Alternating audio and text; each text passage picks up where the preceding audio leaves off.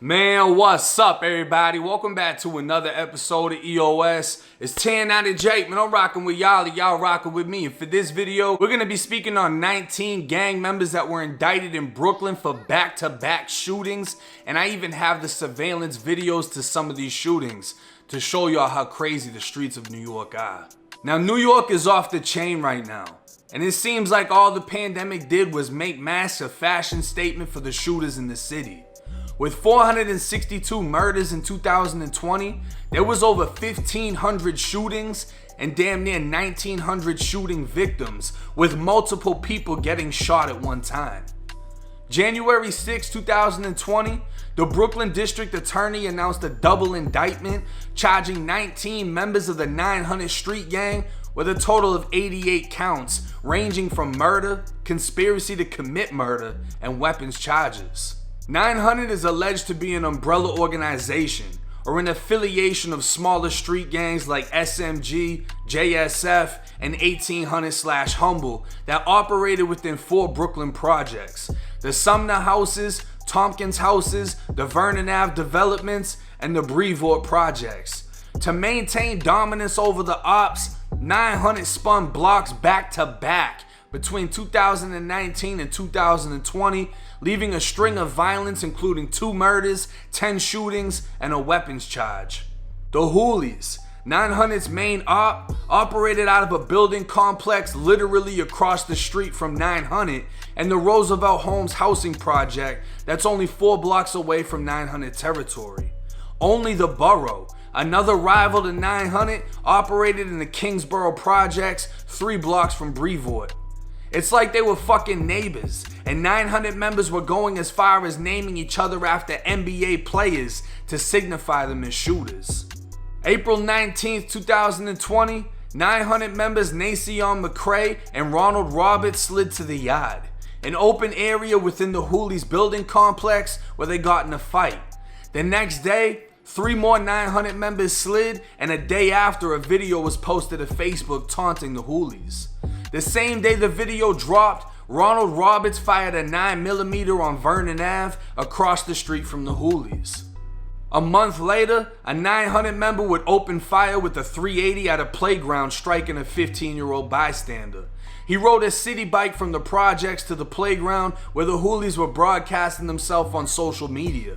In a recorded phone conversation, he explained how he was jumped by 12 of his ops, the shooting was retaliation, and he described it as a Fortnite situation.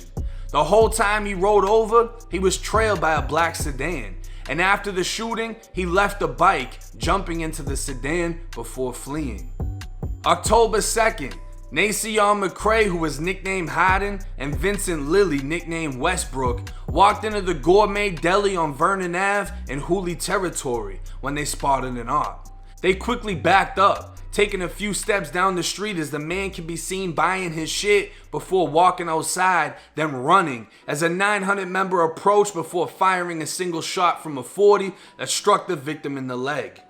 The next day, another 900 member would use that same .40 in another shooting.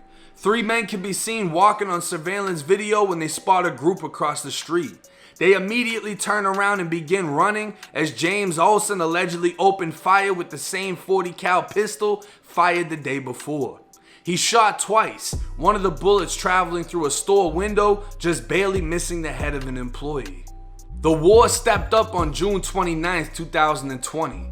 900 member Tyshawn Devonish used a fake Instagram profile posing as a young woman and responded to a hoolie named Tracy Washington, who was posting those fraud scams that were seen all over Instagram, asking if you had a bank account and wanted to make some money. They agreed to meet. 3 900 members slide into the location where the hoolie expected to meet a woman. The hoolie member took a cab, and the messages can be seen between the two. 900 pretended to be a female standing outside with the laptop, and the hoolie obviously didn't see her outside. A 900 member named Kahil Haney allegedly got out of the car walking towards the cab before opening fire with the .40. Tracy Washington got out running, making it down the street before collapsing and dying from 4 gunshot wounds to the chest and stomach. A 900 member named Jalen Elliott will be seen in a YouTube video rapping about shooting rivals, then allegedly seen on surveillance video opening fire in the Hoolies area and unfortunately striking a 14-year-old girl. September 28, 2020, two 900 members took a cab, got out, and walked through the Lafayette Gardens housing projects on foot. They can be seen on camera peeking around the corner before ambushing a man outside, shooting him to death. Keep in mind, all 19 people indicted are between the ages of 16 and 24 years old. Investigators connected the men through social media posts, YouTube videos, and were able to pinpoint their rivals based on how much dissing they did online and in music videos. Guns were connected by shell casings left at the scene, showing 900 members were passing around the same weapons. Police have arrested all but one of the 19 suspects, and they face up to 25 years for the top conspiracy charges, 25 to life for the murder charges. Now, as crazy as this is, if they're talking about shooting and killing in their rap videos, they got every damn fucking right, because according to this indictment and all of this that I've said is posted online, you can read the whole indictment, every single detail. None of this is new information. So for the stupid motherfuckers that's like, oh, you be snitching, all of this is posted. I don't speak on it until it is posted. And if you knew how to use paperwork and look up paperwork, you'd probably find a couple of motherfuckers in your circle that actually told. But according to the fucking paperwork, they were doing everything they said they were doing. They were really out there living like that. And unfortunately, it's gonna bite them in the ass now. This isn't federal charges. This isn't a federal conspiracy. It's a state case. But at the end of the day, they're all locked up, right? As they're locked up, the violence doesn't stop.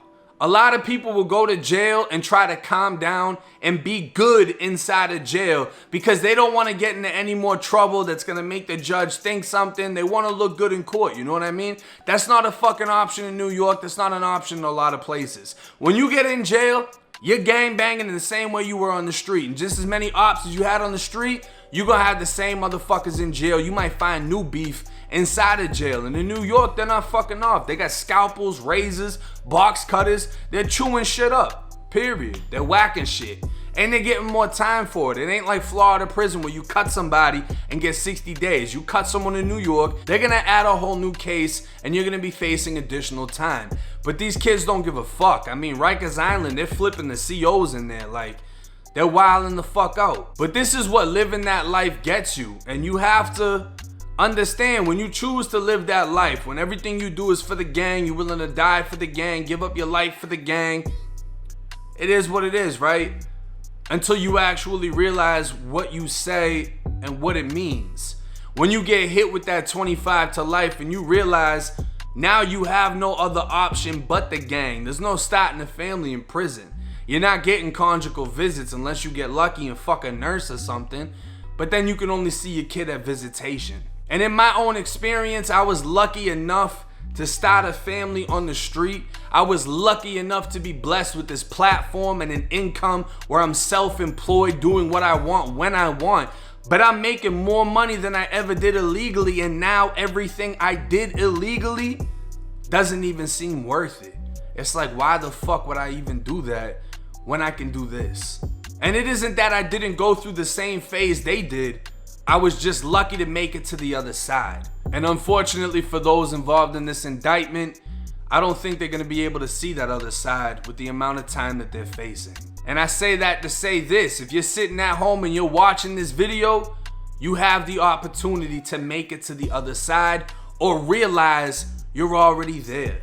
You already have the opportunities and the freedom to make something of your life, to leave the bullshit behind, the violence, the pain, the struggle. It's unnecessary, and the more you feed into it, the more it consumes you.